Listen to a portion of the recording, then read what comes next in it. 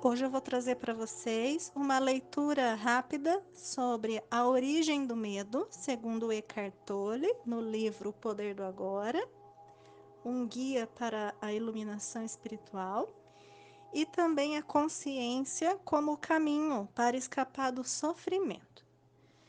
Então, um aluno perguntou para o Eckhart Tolle por que há tanto medo na vida das pessoas? Uma certa dose de medo não é saudável? Se eu não tivesse medo do fogo, eu poderia colocar a minha mão dentro dele e me queimar. E Eckhart traz como consciência. A razão pela qual não colocamos a mão no fogo não é o medo, e sim a certeza de que vamos nos queimar. Não é preciso ter medo para evitar um perigo desnecessário. Basta um mínimo de inteligência e bom senso. Nessas questões práticas, é muito útil aplicarmos as lições do passado. Mas, se alguém nos ameaça com fogo ou com violência física, talvez experimentemos uma sensação como medo. É uma reação instintiva ao perigo, sem relação com alguma doença psicológica do medo. A doença psicológica do medo não está presa a qualquer perigo imediato, concreto e verdadeiro. A doença psicológica do medo, ela manifesta-se de várias formas: agitação, preocupação, ansiedade, nervosismo, tensão, pavor, fobia, um peso. Esse tipo de medo psicológico é sempre de alguma coisa que poderá acontecer e não de alguma coisa que está acontecendo nesse momento. Você, você está aqui e agora, ao passo que a sua mente está lá no futuro. E essa situação cria um espaço de angústia. E caso estejamos identificados com as nossas mentes e tivermos perdido o contato com o poder e a simplicidade do agora, essa angústia será a nossa companhia constante.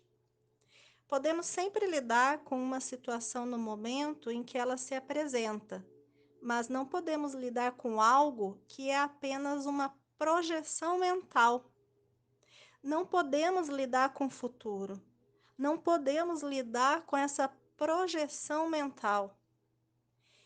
E enquanto estivermos identificados com a mente, é o ego que rege as nossas vidas.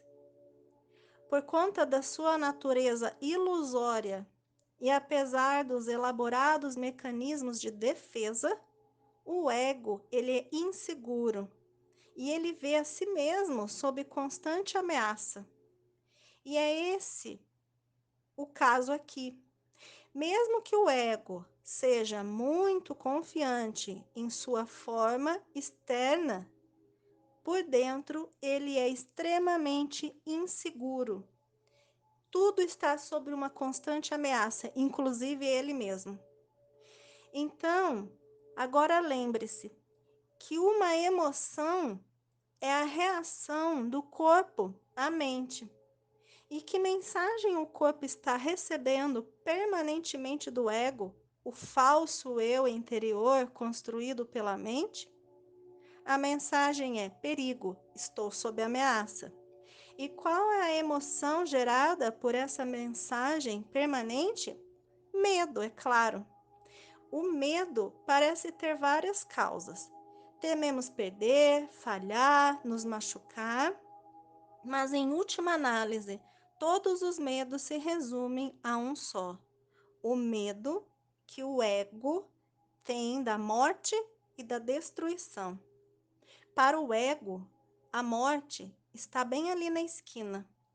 No estado de identificação com a mente, o medo da morte afeta cada aspecto da nossa vida.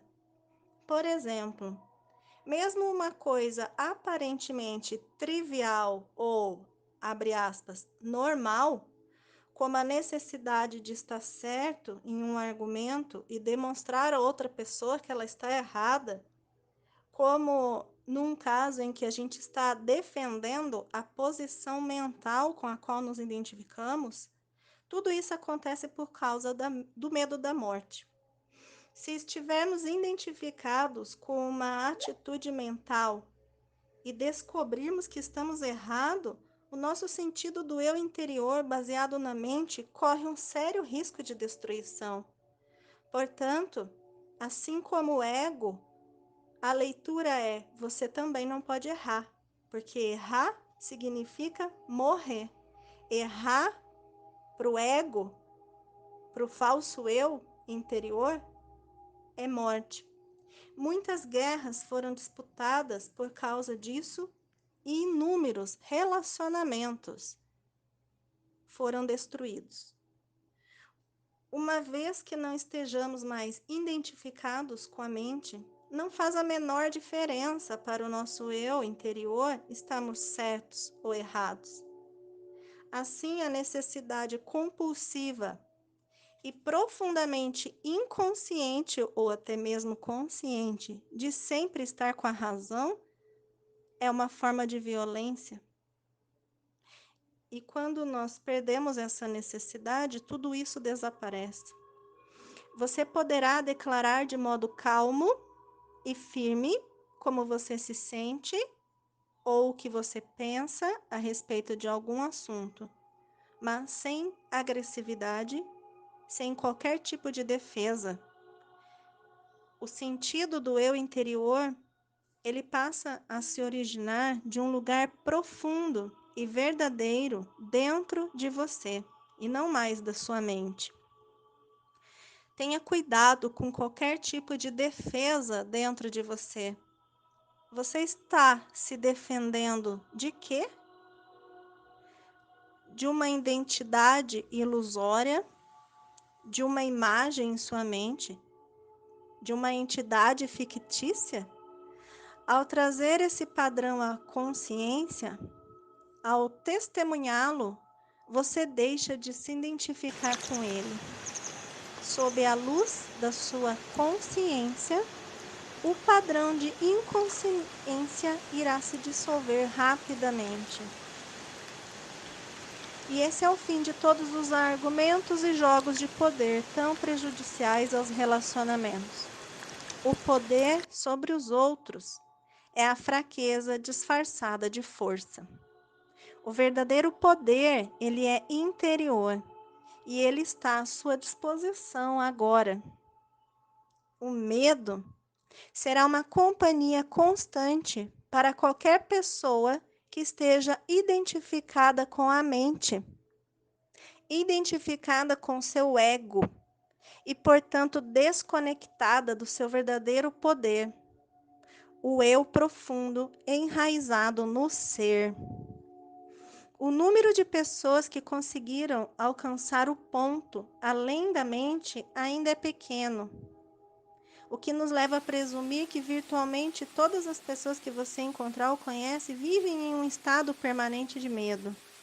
Só o que varia às vezes é a intensidade. Flutua entre a ansiedade e o pavor, numa ponta da escala e um desconfortável, vago e distante sentido de ameaça numa outra ponta.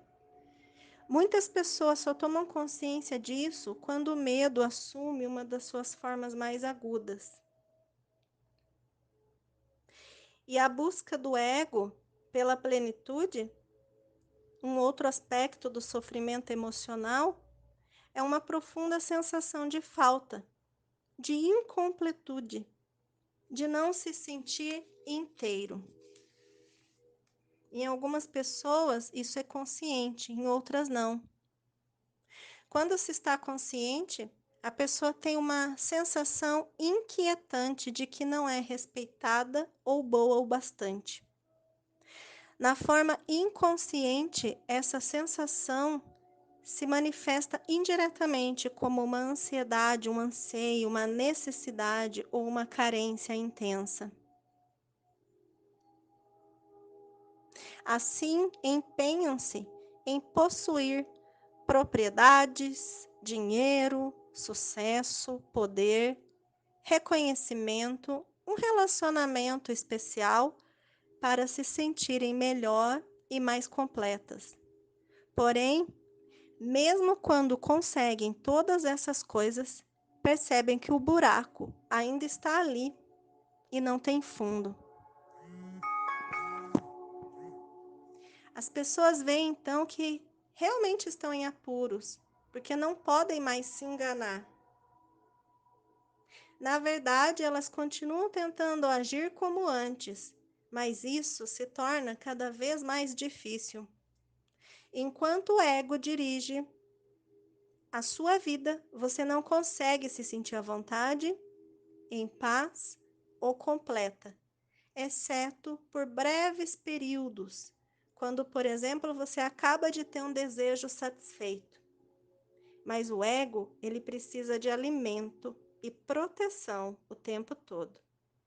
Ele tem necessidade de se identificar com coisas externas, com propriedades, status social. Ele quer se identificar com trabalho, educação, aparência física, ideais políticos, crenças religiosas. Só que nada disso é você. Levou um susto? Ou sentiu um enorme alívio? Mais cedo ou mais tarde, você vai ter que abrir mão de todas essas coisas. Pode ser difícil de acreditar. E eu não estou aqui pedindo a você que acredite que a sua identidade não está em nenhuma dessas coisas externas. Você vai conhecer por si mesmo a verdade. Lá no fim, quando sentir a morte se aproximar. A morte aqui significa um despojar-se de tudo o que não é você.